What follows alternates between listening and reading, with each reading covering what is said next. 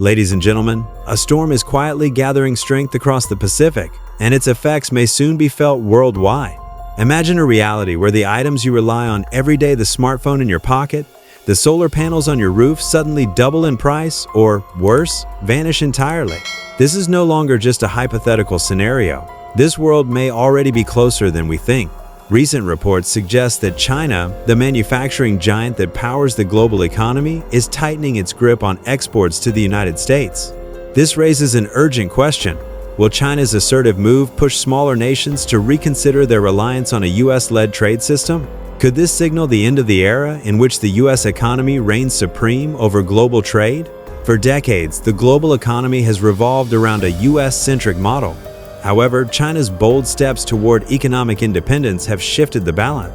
In a shocking revelation from Bloomberg, U.S. imports of Chinese goods fell by a staggering 20% just last year, suggesting that a deliberate decoupling is already underway. Meanwhile, trade between China and emerging markets like Brazil, India, and ASEAN countries is not just surviving, it's thriving. So here's the question that could define the next era of global trade. Is this the tipping point where the U.S. loses its grip on economic leadership? Let's break it down. In 2023 alone, China's trade with the BRICS nations surged by 30%, a move that indicates a strategic pivot away from the U.S.-dominated economic order.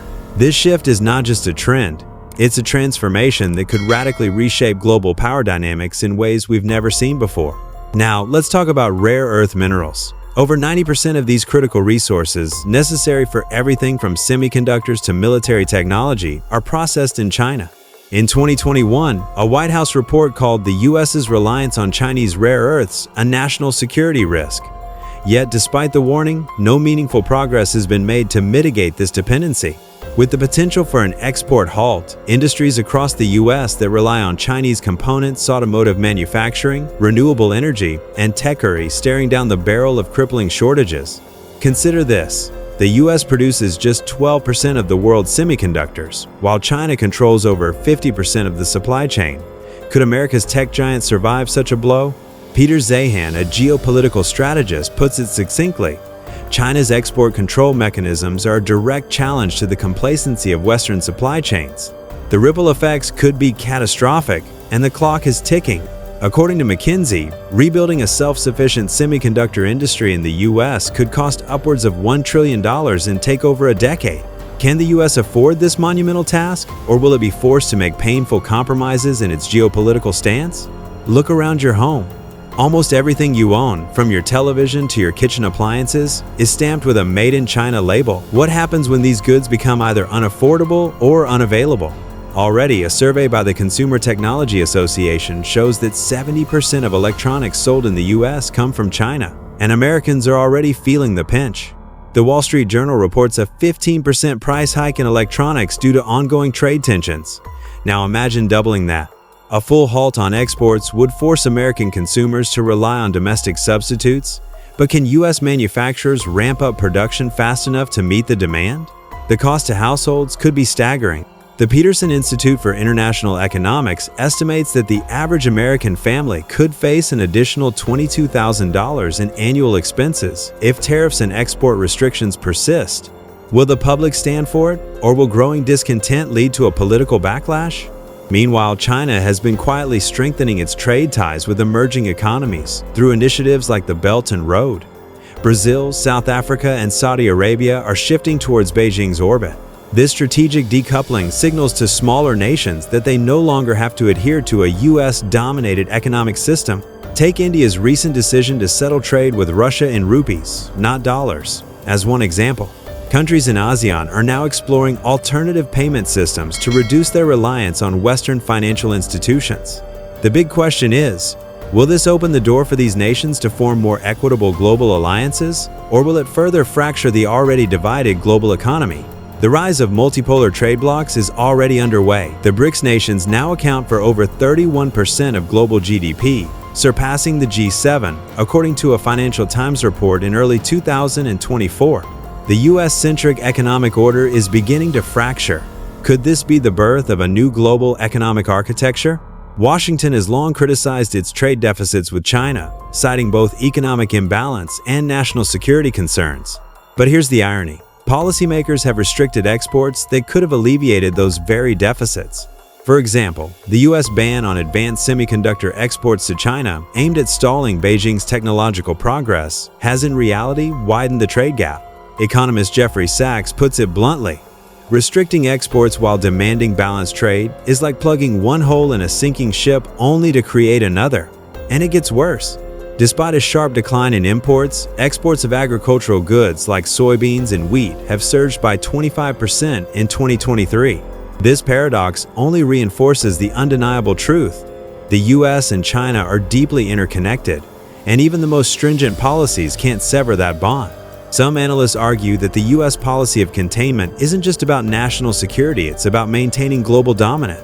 But China's technological advancements, from AI to quantum computing, are now challenging that dominance head-on. A Carnegie Endowment report warns that US policies aimed at containing China may backfire, speeding up China's self-sufficiency and innovation. The more the US isolates China, the faster China innovates. In fact, China's breakthroughs in 7-nanometer chip manufacturing, even in the face of US sanctions, demonstrate China's incredible resilience. This raises a chilling question. Is the US trying to contain China, or is it inadvertently accelerating China's rise? Looking back at history, the US has tried similar tactics before. Remember the 1980s when tariffs and trade restrictions were imposed on Japanese automakers to protect domestic industries? While those measures provided short-term relief, they also forced Japanese firms to innovate. Today, Toyota and Honda are global giants, capturing a significant portion of the global market. Could a similar scenario unfold with China? As historian Graham Allison warns, if history teaches us anything, it's that economic containment often produces unintended consequences. Financial sanctions, a key tool of US foreign policy, are now driving nations to seek alternatives. China's trade agreements with countries like Russia and Brazil are gaining ground, and the BRICS bloc is exploring a new reserve currency. The US dollar, which has long dominated global reserves, has seen its share fall from 71% in 1999 to 58% in 2023. Could this signal the decline of dollar dominance? If the dollar loses its central role, the US will find it harder to impose its will on the world. As economist Eswar Prasad warns, the stakes are high. A shift away from the dollar could destabilize global markets and trigger inflationary pressures for decades. The US championed free trade and open markets.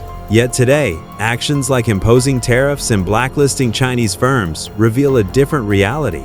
As former Singaporean diplomat Kishore Mahbubani puts it, the so-called rules-based order is collapsing under its own contradictions. Emerging powers are demanding reciprocity and mutual respect, challenging the US to live up to its own ideals. The big question remains: is the world moving towards a multipolar system where no single nation dominates? And if so, what role will the US play in this new global landscape? While the challenges are immense, crises often breed opportunity. Could this be the moment for the US to reinvest in its infrastructure, boost domestic manufacturing, and prioritize innovation?